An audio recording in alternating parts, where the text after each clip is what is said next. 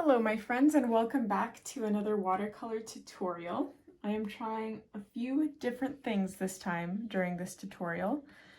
So before I get into those details, we are starting in landscape position. I have taped the borders on my piece of paper and we are painting a forest scene. Actually, I'm moving this into portrait. Last minute decision here. So this is a forest scene. It's gonna be like a dusk painting with trees being illuminated. I'm gonna paint my little sun. So I'm starting with yellow. I'm just gonna paint like a yellow irregular circle. It doesn't matter because we're going over it anyway. Not over it, but around it. I'm taking orange and I'm just going around it, and keep in mind that our horizon line, or our like sky, is only going to come up until around the halfway mark, so keep that in mind while you're painting this. I did want to use more of a peach color rather than orange, so I am going to try and adjust that a tad bit, like just experiment with colors. So while I'm doing that, I'll just go over the couple of different things I'm doing in this video. First of all, I have had many requests over the years to include my palette or my mixing palette in my video. I totally understand why. You want to see how I mix things so that you can do the same. Unfortunately, my camera does not allow for that because I don't have a wide angle lens. So as you can see in this video, if I zoom out enough for you to see the palette, I don't have a very close-up view on the painting. Now this isn't a big deal for this one because like I'm just painting the background for now, so it's fine. But I am gonna probably zoom in for your sake. I think you'd rather have a zoomed in version than see my color mixing later on. So this actually, in a rare occurrence, is the second time I'm painting, or I got up until about this point when I started this tutorial the first time, when I realized that I was painting on the wrong side of the paper. I was painting on the non-cotton side, or it's not the side you're supposed to be painting on. So I tried to keep going because I wanted to be like, see, you can paint using any kind of paper, but then I forgot to do a bunch of things, and actually now that I think about it, I'm forgetting to do them on this one too.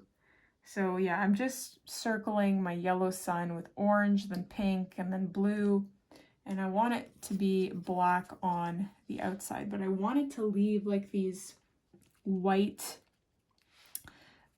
very rough white shapes open to make it look like, I don't know, the moon or something is reflecting off leaves and giving the illusion, but I don't think this is gonna look very nice now that I'm doing it. Yeah, it looks sloppy, so I'm gonna fill that in. And that is gonna be our horizon line where I'm painting with the black.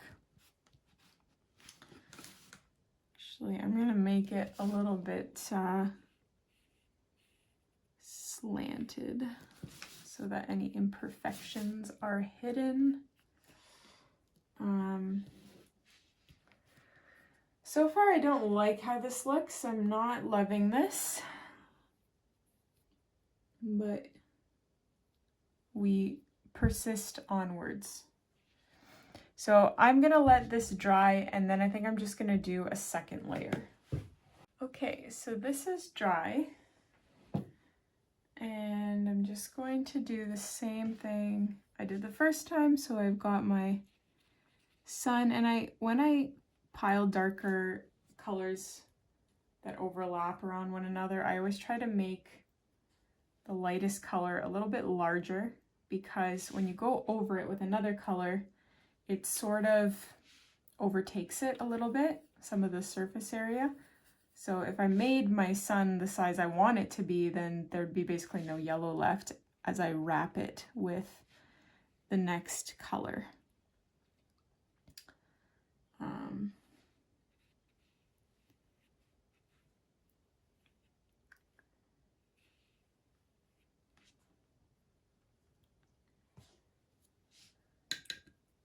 Okay, taking my blue.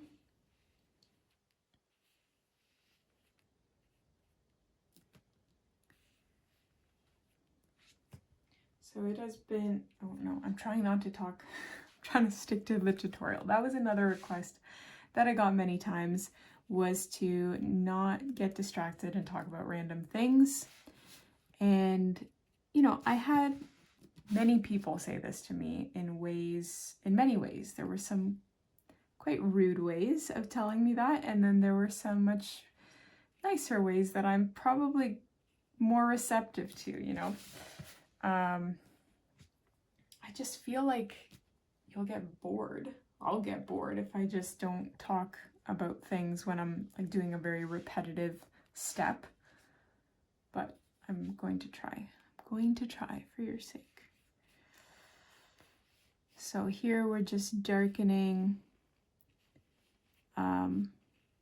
We're just going over the different layers of colors, or not layers, but rings of colors. And I'm trying to blend them together a little bit more seamlessly because I don't want them to be so separated, if you know what I mean. Like there's a very clear line between orange and blue, and I don't want that, but I guess that's what you get when you... I just heard my daughter make the strangest sound. It sounded like one of those plush toys that you squeeze and they make a high-pitched squeal. My husband is watching her just before I get blasted for leaving my daughter unattended. She is not.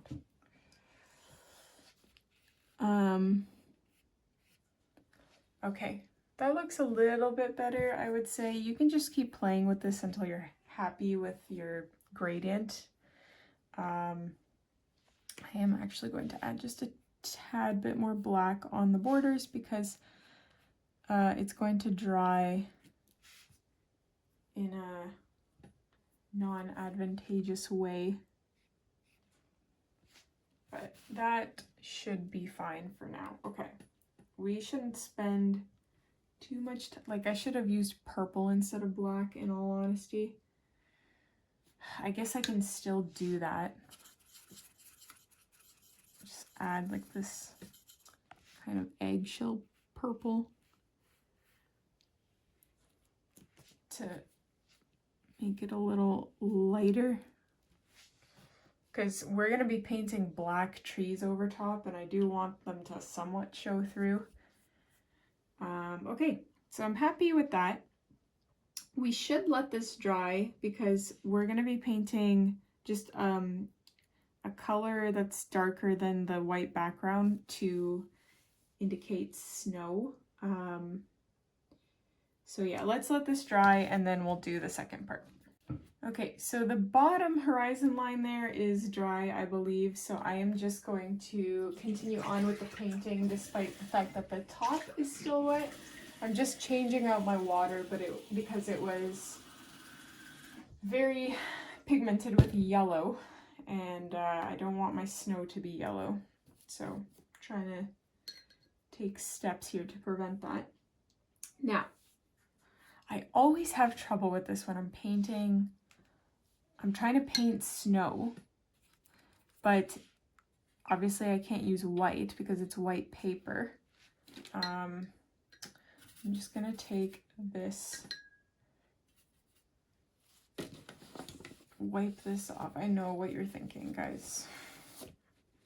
I know what you're thinking, don't even say it. I know, this is a mess. So I'm taking green, taking gray because there was green there and now my paintbrush is kind of green. I'm blending those two somewhat. That's going to be too dark. I don't like that. Okay, let's start anew here. Maybe we'll go for more of like a baby blue mixed with gray.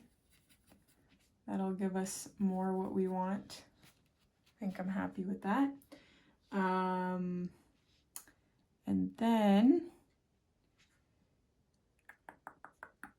I'm just thinking here. So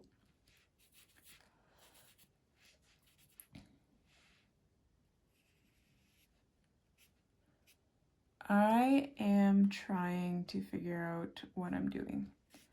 I don't want to kind of paint the whole thing a solid color because it'll look boring. So I kind of just did a very rough, I'll call it a wash, but I just went with my brush back and forth and left a little bit of white. We will go over, like, we'll probably make some kind of shadow on the snow later on when we paint our trees, but this is good as like a base. So I'm gonna leave that. We should probably let that dry because then we're gonna paint our trees over top. Oh my gosh, I realized I made another mistake. I forgot to do something. Okay, one thing I forgot to do, well, I mean, there's several things I forgot to do, but one of the things was while this was still wet, I wanted to paint like some light trees over top, and I failed to do so. So what I'm gonna do is do that now, taking a little bit of like orange peach, like I'm trying to make a light peach color. So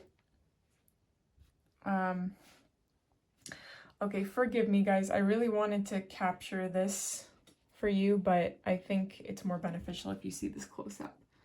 So I'm gonna just paint a couple of trees. Oh no, this isn't dry. Okay. Yikes. I'm gonna let this dry before I continue. Hopefully that's dry now, because I kind of made a big boo-boo there. But I'm just painting some thin trees in the, like, I want this to be the background. And I'm gonna add some, slightly tilting my paintbrush horizontally and adding leaf-like, branch-like brush strokes. It can be very rough because we just want it to look like it's going on in the background.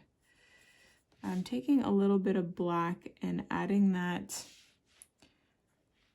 to the bottom of the tree trunk before it fades into over top of the sun's rays, if you know what I mean.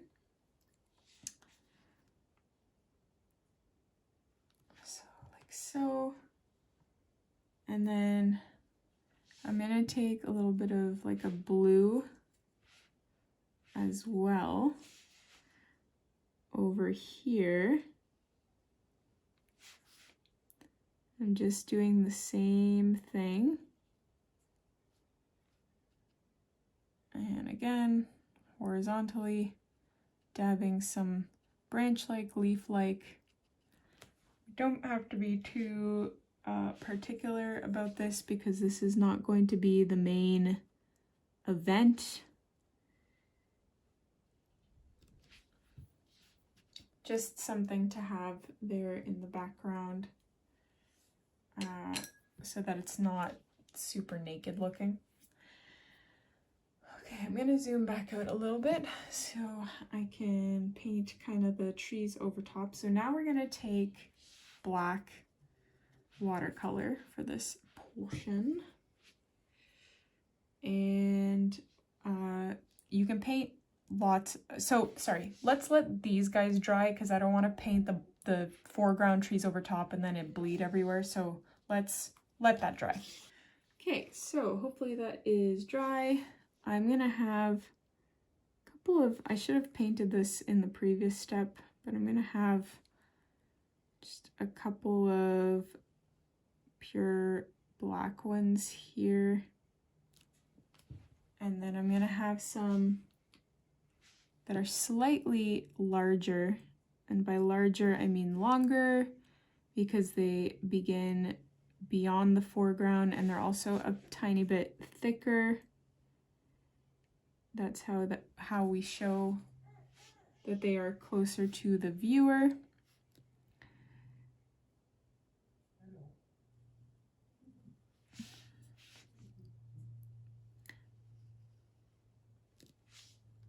And I am going to be, I guess I could deal with that now. So I wanted to paint snow there, or you know what I mean, like a snow look-alike. So I'm taking white watercolor, and I can do that because my palette is wonderfully opaque.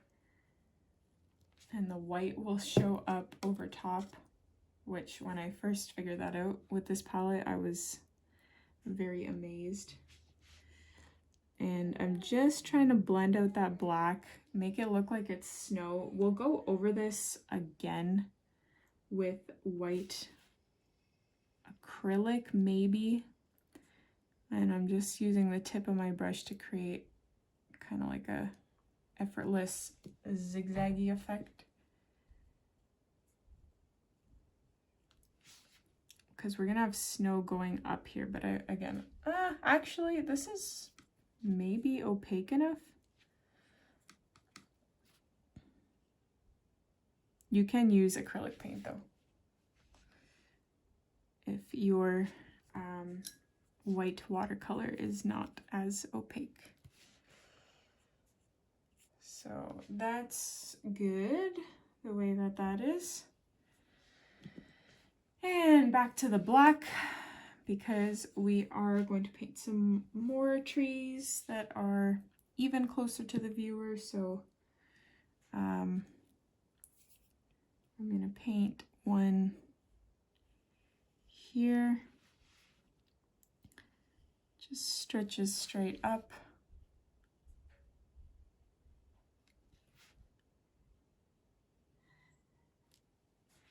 And I'm going to have another really thick one, even lower and even thicker to make it look like it's closer to the viewer.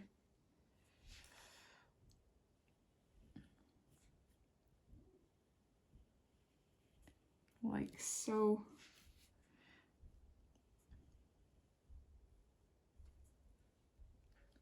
Let me know what you think about some of the changes I made in this tutorial compared to other tutorials of mine. Do you care about compromising being able to see details up close in order to see the palette? Like, you tell me. I have also had suggestions about people telling me to put my palette on the right side, but guys, it's not practical for me. I apologize, but I can't do that because I've tried that before, and I would spill my water, I would put my wrist into the watercolor and my sleeve into the watercolor. It's just, I can also see it better on the left side because of the way I'm sitting in my chair. So I will not be changing, but these things I can try to change for you. Okay, so that's good, I think. I'm gonna just take the white watercolor again and try to... That is incredible that can paint over top of the black. I'm very impressed. I mean, I already knew that because I've been using these for a while, but I am impressed again.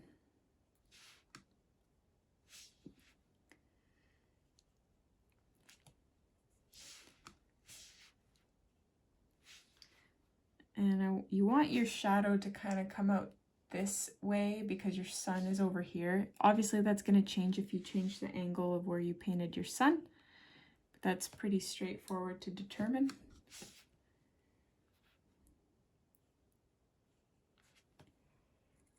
And the great thing about this is that it has a little bit of an abstract feel to it.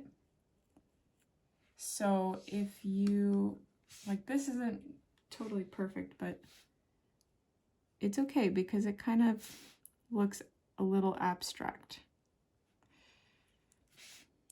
So we are just adding that snow to the base. I'm rinsing my brush, picking up more white.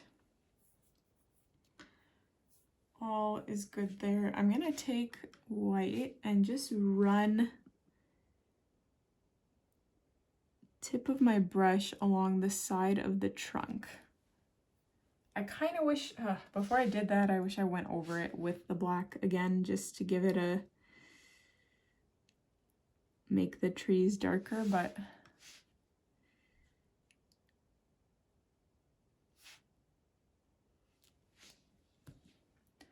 because you're kind of making it look like there's a bit of a glare, not a glare, a highlight reflection,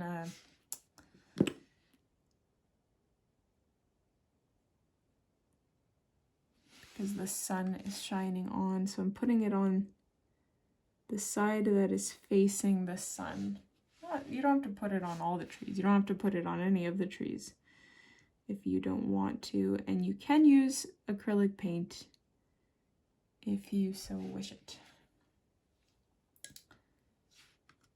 But this is working just fine for me. My acrylic paint is in another room and I'm kind of on a roll, so I don't feel like going and getting it. And this isn't looking too bad. This looks better than I thought it would look, in all honesty. I am just tapping that white watercolor against another paintbrush to make it look like it's snowing. And this is probably not even going to show when it dries because it's already so light on it that when it dries, it's just basically going to dry translucent, but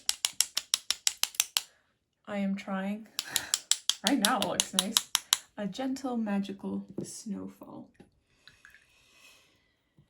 Okay, now there's a couple of other additions that you can add if you wish to. You can stop here and it'll look great. It'll look nice. But if you just want to add a little bit more detail to the foreground, you can take your paintbrush, dip it in black water, or use black watercolor, sorry, and add little grassy details to random areas.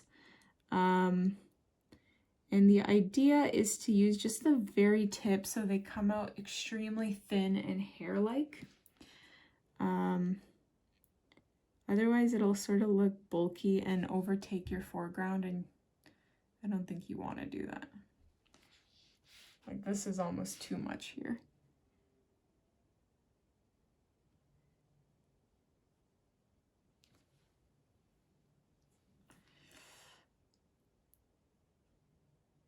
Okay, I think that's all right for that. Not too bad. So when you're happy, you can peel your tape off and it'll reveal clean borders. I always have trouble. This was the failed side, by the way. But there we have it. I hope you guys enjoyed this one. Please let me know what you think about the painting, about all the changes in this tutorial, and I'll be sure to see you